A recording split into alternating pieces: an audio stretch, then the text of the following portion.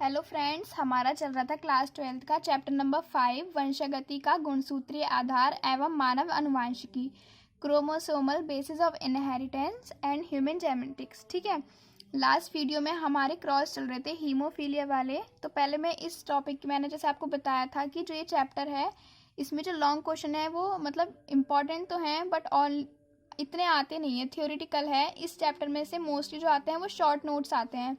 ठीक है, जो आज का हमारा शॉर्ट नोट है ये बहुत ही ज़्यादा इम्पॉर्टेंट है, मतलब बहुत ज़्यादा इम्पॉर्टेंट।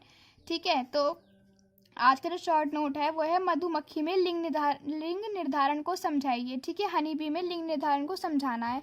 तो इसमें आपकी थ्योरी जो है उसमें अगर आप ये थ्योरी छोड़ोगे या फिर थ्योरी अच्छे से याद नहीं करोगे तो क्रॉस समझ नहीं आएगा, इसलिए थ्योरी भी इसकी अच्छे से याद कर लेनी है। ठीक है, तो पहले मधुमक्खी में सामान्यतः 3 प्रकार के सदस्य होते हैं। जो मधुमक्खी होती है फिर हनी बी, उसमें 3 प्रकार के सदस्य पाए जाते हैं। ठीक है, जिनमें से पहले एक होता है रानी, क्वीन, श्रमिक, वर्कर, नर या ड्रोन। ठीक है, नर को इंग्लिश में ड्रोन बोलते हैं। ठीक है, तो पहले पढ़ते हैं रानी, क्वीन। इसका विकास निषेचित अंडों से होता है। निषेचित मीन्स जो फर्टिलाइज्ड होते हैं। ठीक है, इसका विकास निषेचित अंडों से होता है। केवल रानी बी में ही जनन क्षमता पाई जाती है।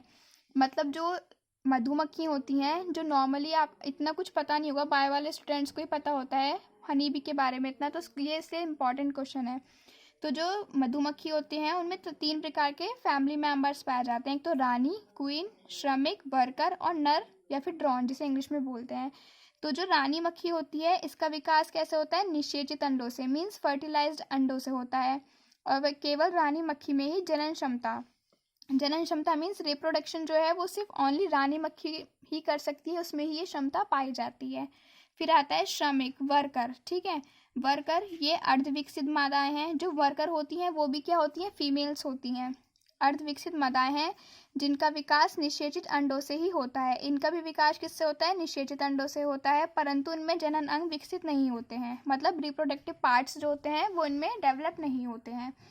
जो रानी है उसका विकास किससे हो रहा है? निषेचित अंडों से हो रहा है और उसमें ही जनन क्षमता पाई जा रही है। और जो हमारे वर्कर्स हैं, ठीक है, श्रमिक जिन्हें बोला है, जो हमारे वर्कर्स हैं वो भी अर्धविकसित मादाएं हैं। अर्धविकसित ने इसलिए कहा है क्योंकि आगे लाइन में लिखा है क्योंकि इनमें जनन अंग या फिर रिप्रोडक्टिव पार्ट जो हैं वो डेवलप नहीं होते हैं, बल्कि इनका विकास भी किससे होता है? निषेचित अंडों से ही होता है। ठीक है, फिर आते हैं नर या फिर ड्रोन। ठीक है, नर को क्या बोलते हैं? ड्रोन। तो इनका विकास जो है वो होता है अनिषेचित अंडों से होता है, जबकि क्वीन है और जो वर्कर्स हैं उनका किससे हो रहा था? निषेचित अंडों से। तो इनका विकास अनिषेचित अंडों से होता है। ये स्पर्म उत्पन्न करने की क्षमता रखते हैं। ठीक है, जो ड्रोन है वो ही स्पर्म उत्पन्न करने की क्षमता रखते हैं। ठीक है, अतः अनिषेचित अंडाणुओं से नर का विकास तथा निषेचित अंडाणुओं से मादा का विकास होता है। मतलब जो अनिषेचित ओवम्स हैं, अंडाणु को इंग्लिश में बोलते हैं ओवम्स। ठीक है, आप हिंदी में मत याद करना, इंग्लिश में याद करना, क्योंकि इंग्लिश में ज़्यादा इजी पड़ता है। जो अनिषेचित ओवम्स होते हैं नर का विकास, तथा जो निषेचित ओवम्स से होता है। अब देखो ये लाइन आपको रटनी नहीं है, याद रखना है कि जो अनिषेचित ओवम्स होंगे उनसे नर का विकास होगा और जो निषेचित ओवम्स होंगे उनसे मादा का विकास होगा। अब देखो निषेचित अंडाणुओं से ही क्यों मादा का विकास हो रहा है? क्योंकि अभी हमने लिखा था जो देखो फीमेल मतलब रानी थी, ये भी फीमेल भी थी और श्रमिक भी मादा थी। इनका विकास देखो निषेचित अंडों से हो रहा था, इसलिए यहाँ पर ये लाइन आई है कि अनिषेचित ओवम से नर का होता है, मैं अंडरलाइन कर देती हूँ, और निषेचित ओवम से मादा का विकास होता है। ये मादाएं द्विगुणित 2n तथा नर अगुणित। जो मादाएं होती हैं फीमेल हनी बी होगी वो द्विगुणित होगी 2n, तथा जो नर अगुणित होती है जो मेल हनी बी होगी वो क्या होगी? अगुणित होगी। अंडाणु अर्धसूत्री विभाजन द्वारा तथा शुक्राणु समसूत्री विभाजन द्वारा निर्मित होते हैं। जो हमारे ओवम्स हैं, ठीक है, वो अर्धसूत्री विभाजन द्वारा, ठीक है, और जो शुक्राणु है वो समसूत्री विभाजन के द्वारा निर्मित होते हैं। अब हमें इसका क्रॉस पढ़ना है, लेकिन क्रॉस से पहले एक बार आप रिवाइज करवा देती हूँ मैं कि जो मधुमक्खी में 3 सदस्य होते हैं, सबसे फर्स्ट क्वीन, फिर वर्कर और फिर ड्रोन। जो आप ये सब थ्योरी ना, मेन चीज़ तो एग्जामिनर आपका क्रॉस चेक करेगा, लेकिन ये सब नॉलेज आपको होनी चाहिए। इसमें रटने का कुछ नहीं है, आपको बस ऐसे याद रखना है कि 3 सदस्य होते हैं, क्वीन, वर्कर और ड्रोन। जो क्वीन होती है वो निषेचित अंडों से पैदा होती है, ठीक है, और केवल ही वही उसमें ही फर्टिलाइजेशन की क्षमता पाई जाती है या फिर रिप्रोडक्टिव पार्ट्स प्रेजेंट होते हैं। जबकि जो वर्कर होती हैं वो भी फीमेल ही होती हैं, बट वो अर्धविकसित होती हैं। देखो लिखा है ना अर्धविकसित। अब ये अर्धविकसित क्यों होती हैं? क्योंकि इनमें जनन अंग रिप्रोडक्टिव पार्ट्स ही नहीं पाए जा रहे हैं, इसलिए ये अर्धविकसित होती हैं। जबकि लेकिन इनका भी जो विकास है वो भी निषेचित अंडों से ही हो रहा है। क्वीन का भी निषेचित अंडों से हो रहा है, श्रमिक का भी निषेचित अंडों से हो रहा है। लेकिन जो रानी है वो रिप्रोडक्शन कर सकती है, लेकिन जो श्रमिक हैं वो रिप्रोडक्शन नहीं कर सकते हैं।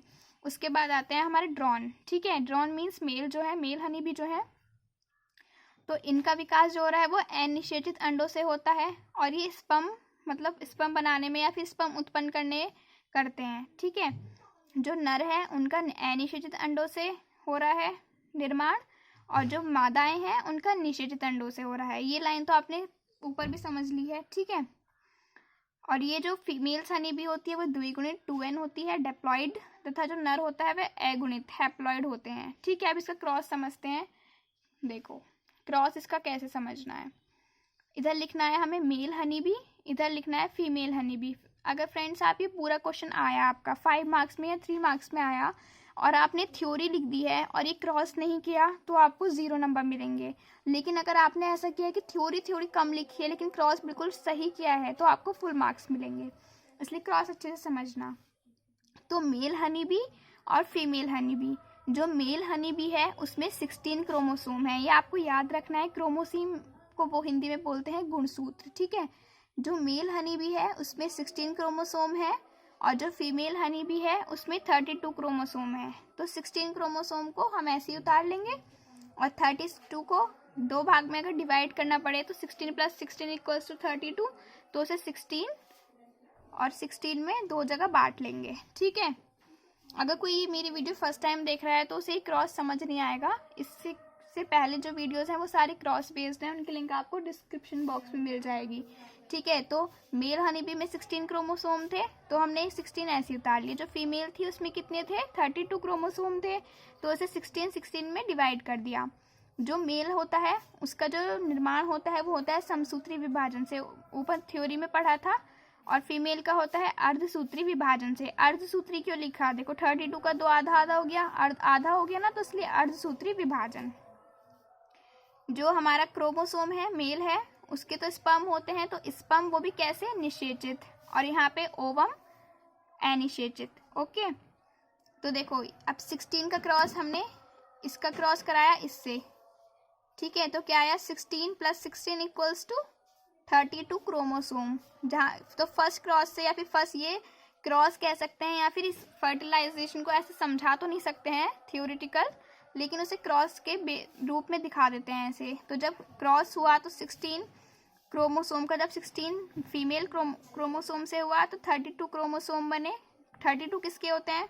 अभी देखा 32 होते हैं हमारे फीमेल्स के, तो फीमेल हनी बी बनी। और ये वाला 16, अब इससे मत करना, ये वाला ऐसे उतर जाएगा 16 क्रोमोसोम, और 16 किसके होते हैं? मेल के, तो मेल हनी बी।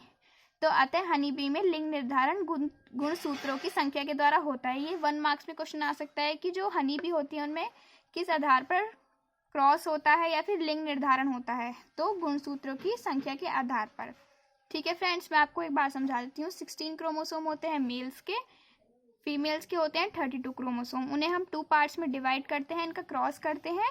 तो अगर 32 आ रहा है आपका तो वो फीमेल हनी बी होगी, और 16 आ रहा है तो वो मेल हनी बी होगी, ठीक है। 16 आ रहा है तो वो मेल हनी बी होगी।